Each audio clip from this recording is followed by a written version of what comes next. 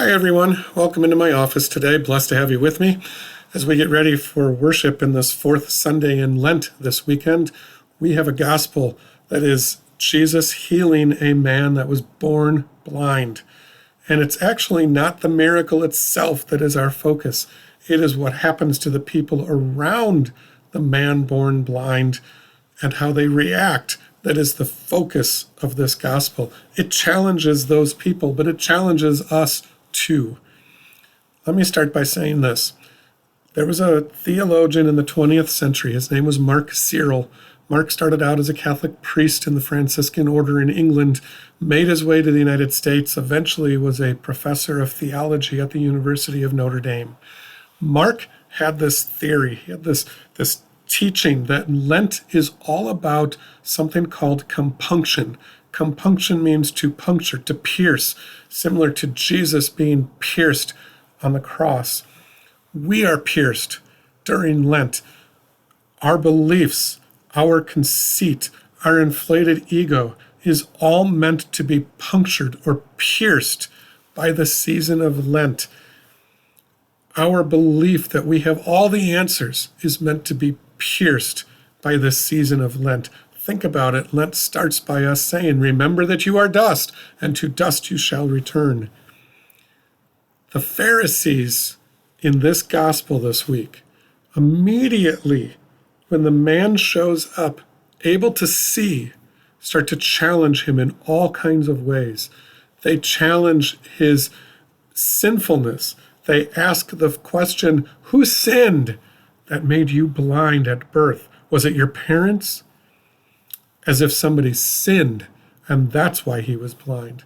They also challenged Jesus. How could this man possibly be a person of God if he healed you on a Sabbath day?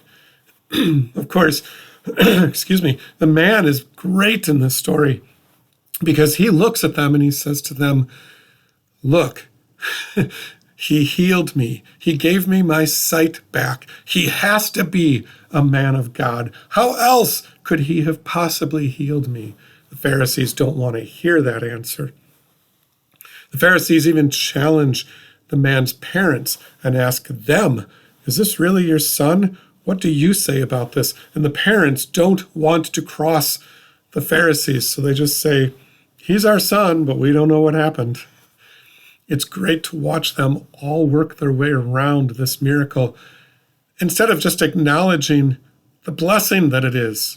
What's really happening is that the Pharisees don't see their own spiritual blindness. They're so busy focused on the physical blindness of the man that has now been healed that they miss the spiritual blindness of themselves. It relates to us too. We tend to be spiritually blind in our lives each and every day. We're more like the Pharisees than we want to believe. Let's be totally honest here. If you ask most of us in church on any given weekend, we tend to think that we are much smarter than those Pharisees were. Were we? Are we? The truth is, we all like to believe in our ego that we are smarter than the Pharisees were in Jesus' day. But the truth is that we are conceited. We believe we have all the answers. We have this heightened belief of self-importance in ourselves also, in the way that we interact with others, and in the way that we think back to the Pharisees and those who lacked faith in Jesus' day. Somehow we're better than them. But are we really?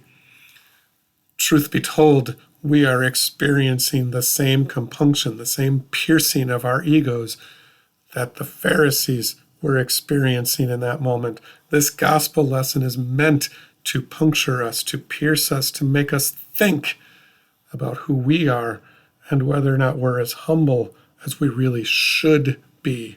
And do we make assumptions that we shouldn't make about others in our world here today? Lots of challenges in this gospel, but it's good for us.